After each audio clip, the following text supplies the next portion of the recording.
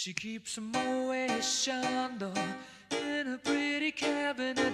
Let them eat cake, she says, just like Marie Antoinette. Hey everyone, welcome back to another episode of Through Student Eyes. That's right, and our special co-host today is Eric Armstrong.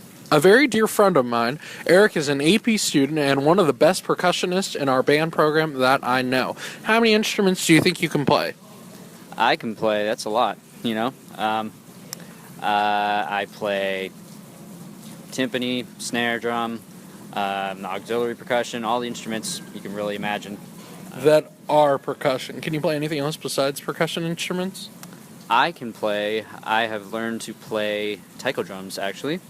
I took a class once in the summer. Well, that's interesting. Now, if you had to choose one, and I know choosing any favorite is a big issue, but if you had to choose a favorite out of all the instruments you know how to play, what would it be? It would probably have to be the mallet instruments, just because I've had a piano background, and they're just, unique. You get to play notes on them, and it's not just rhythms, it's actual notes too. And so for those listeners out there who aren't in love with the music world or classical music, what are mallet-based instruments? Like, give the most basic name of one, just for an example. There's bells, xylophone, marimba, vibraphone.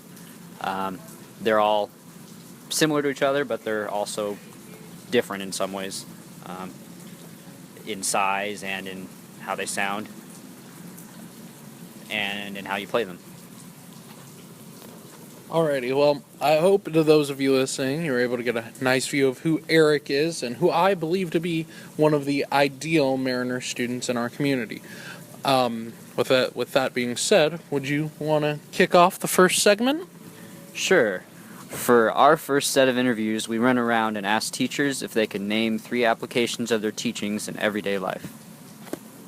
So, would you like to introduce yourself to the podcast? Yes, my name is Stephanie Nielsen. I am a math teacher at Moreau Catholic High School. I have been here for about 4 years, and this is my 12th year of teaching math. All right. Well, so this episode of our podcast is going to be focusing on the utility of our classes in terms of daily life, so mostly after high school or after college. So, what are some concepts that you believe best prepare students for life after high school and college? Specific to math, you're saying? Yes. Well, math is everywhere. Math is literally everywhere. Yeah.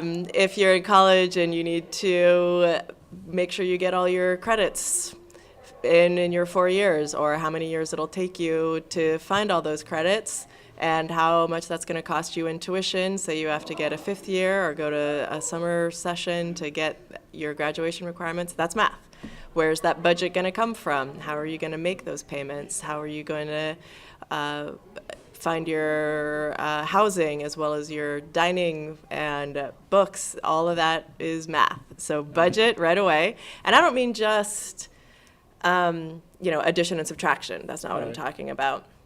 You're going to need to take values from all different places. You're going to have to get some financial aid, some of your job. If you get an outside job, then you're going to have to pay taxes. Then you're going to have to pay for a security deposit. All of these things is making math work in real life. Outside of that, if you're talking about some more maybe deeper concepts than just day-to-day living, all of investments has to do with exponential and logarithmic functions.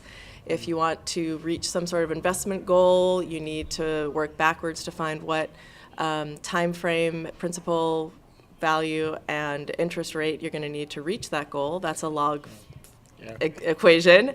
If you want to just figure out how much money you might have with your current investment plan in, say, 5 years or 10 years, that's an exponential equation.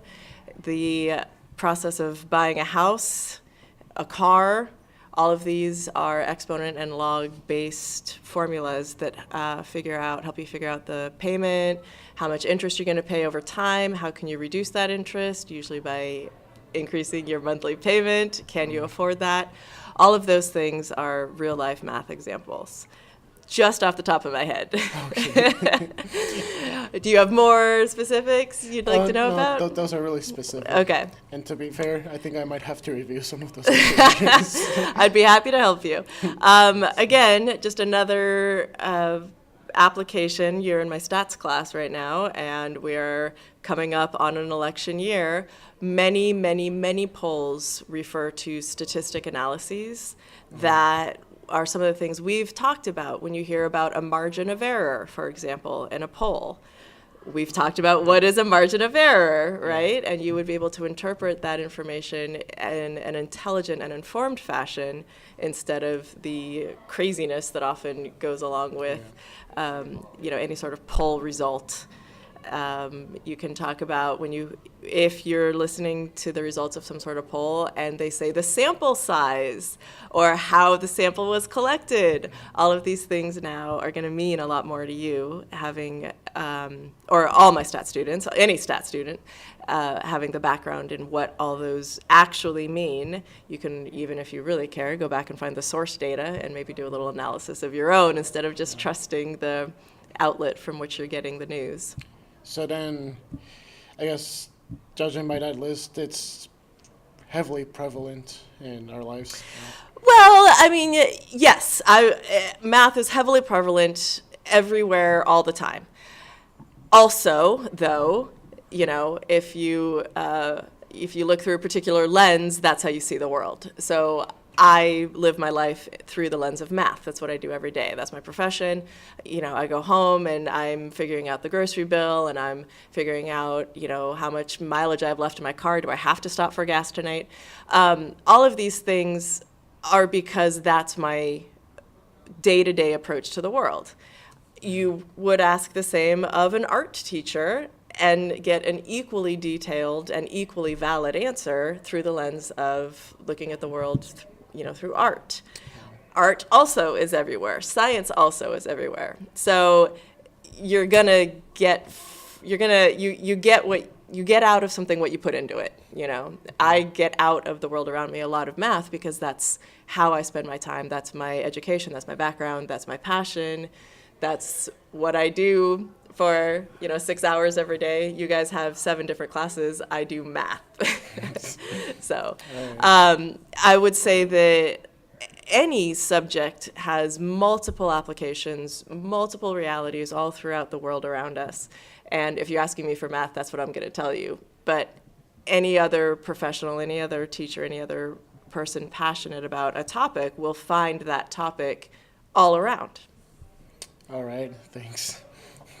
Well, then, I guess you use a lot of math outside of school, and if I may ask, just curious, but how do you feel like your opinion is in relation to other adults? Like, do you think other adults also feel like what they learn in high school or in college works well for them afterward? Well, yes, within whatever profession they went to. So I have a good friend who is a researcher at Kaiser on, I want to say blood disorders or something like that. Oh. So her, all the work she did in high school and college, and I don't think she has a PhD, but I think she has a master's, so grad school. All of that, yes, of course, relates to what she does in her day-to-day life as a scientist. Would she necessarily remember her high school Spanish class? I don't know. However, let's say you have somebody that decided to, move to Latin America and start a tourism company. They would find their Spanish class highly applicable and maybe not so much their, AP Chem class. Oh, okay. So, everything gets, what I think students feel in high school is that not everything has a direct purpose to their life after high school. And the truth to that is it doesn't. Not everything has a direct connection to your life after high school, but something will.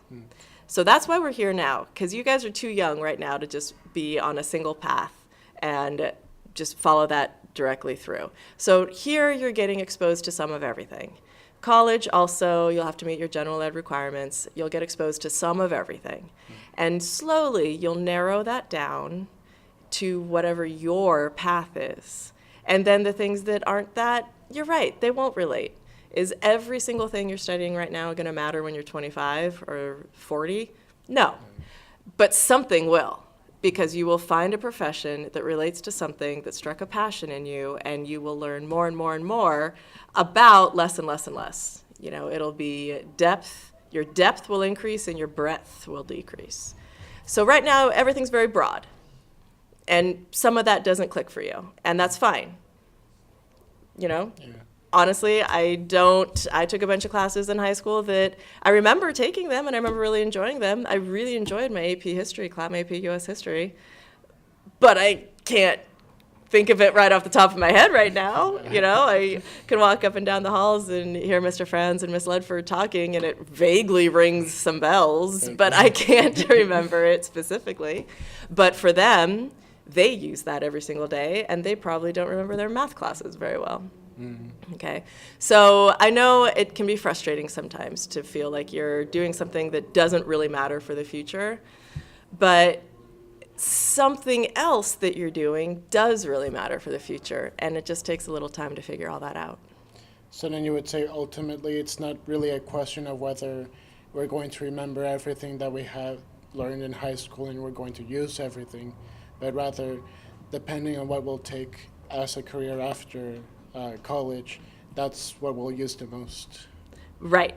That's what you'll use. You'll find the thing, hopefully the thing your career is and the thing you're passionate about overlap. Hopefully you are able to find a career you love and find a way to financially support yourself on whatever your passion is. And in that case, those things will matter to you on a day-to-day basis. But there's a gap between here and there. You know, 15, 16, 17-year-olds, even 19, 20, 24-year-olds aren't in a position to just focus on one thing. You have a lot of life experience still ahead of you. I didn't even become a teacher till I was like 27, I think. Oh. So what I was doing, you know, you think, oh, I want to be out of college and then my real life will start. Well, your real life is going on right now. Your real life is always happening. But what I was doing at 22, 23, 24, I'm not now doing. Mm-hmm. I have a lot of friends that even after college found their major, got their degree, found a job, and their paths have still evolved and changed over time, and still are, even in our 30s and 40s. You can still find a new path and evolve in a different direction. All right. But you have to have the background to know a little bit about a lot. You know, I said before, as time goes on, you'll learn a lot about a little bit. Right now, you're learning a little bit about a lot so that you can find the direction you want to steer yourself into adulthood. All right. Well, thank you. Does that make sense? Yes. Okay. Thanks. Well, that was very enlightening. Good. I'm glad. And this is all, everything is a process. Education is a process, high school is a process, college, life after college, being in your 20s, it's all a long process. Embrace it. Don't try to get to the end. Enjoy the journey. All right. Well, thank you, Mrs. Nielsen. Absolutely. I'm happy to help, Gabe. It was great to talk to you. You too. All right. So may you introduce yourself to the podcast? Hi, I'm Miss Riley. I teach math over in D15. All right. So what are some concepts that you believe best prepare students for life after high school and college? Well, in terms of math, the best concepts are basic number sense. You want to be able to leave high school with the ability to understand the connection of patterns, how to work basic numbers, how to be able to think logically to solve different logic problems. So not just simple, 2 + 2, but rather thinking, how to approach problems. Yes, how to problem solve with that mathematical mindset. Oh, okay. Well then, with her like math class, for example. So how much math do you personally use outside of school? For me, the math that I use outside of school is more in terms of my budgeting of finances. If I have to do some party planning and I'm looking at, figuring out, okay, if we're going to all order food from this caterer, then I need to be able to understand how many people are coming, what's the likeliness that people come or don't come, and then budget out how much money that's going to cost me to provide food for those. Or if it's like we're all splitting it, then I have to be able to do those kinds of math number skills. But also within my finances, because at some point I would like to own a house. So there are certain things that you have to be able to do in order to figure out what's your credit score, how much credit can you have, what's your loan going to be like, what's your monthly mortgage going to look like in order to interest rates, especially with credit cards too. How do you balance out your credit score with what you want? And then even still, once you get into the whole credit score idea, then you have to think about, is it better to have a lot of credit cards, less credit cards? It's very much a number centric logic problem.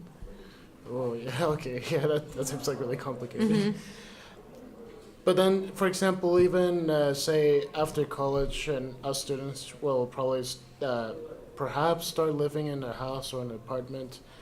But even then, do you think, for example, math skills or problem-solving logic would be used a lot in perhaps doing more of the laborious tasks of maintaining an apartment, or like is it just totally finances? No, you can also think of math as like your time management. If you have to think about how much time it takes you in a day to do an activity, or to clean your house, and it's taking you all day to do it, are you really using your most efficient time, and so on. But I mean, when you come down to the daily skills of mathematics, or the daily skills of the everyday life, you may not be using mathematics on that level, but you're still using logic. And math is not necessarily the logic of, or the ability to play with the numbers. It's using logic to solve logic-based problems. When you go into geometry, you spend an entire chapter on proofs. And proofs almost have nothing to do with the numbers, but everything to do with how we think about statements. If this is going to happen, then this is going to happen. And then is the contrapositive true? So if the other thing doesn't happen, does the predicate still not happen? Those are still mathematics, but it's number, or it's not necessarily having to deal with numbers. Yeah, it's more contextual, and it's more Logic. Yeah, logic. It's logical. So that's where, I fall in love with mathematics, and my other love in mathematics is statistics, which also is about logic and your ability to look at experiences, look at patterns, and try to say, is this generalized? Can I analyze this situation or extrapolate to other situations? And now we're not dealing with numbers at all. I'm looking at patterns. All right.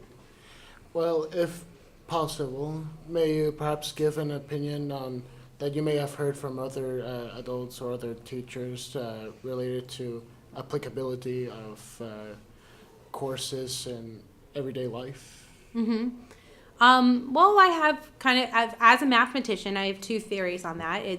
I have those of you who are going to pursue mathematics as part of your daily life. Yes, you are going to know your fundamentals of algebra, pre-calculus, and know your truths in that. For those of us who are probably not going to go into a mindset of math for their everyday life and do something else, don't lose your logic.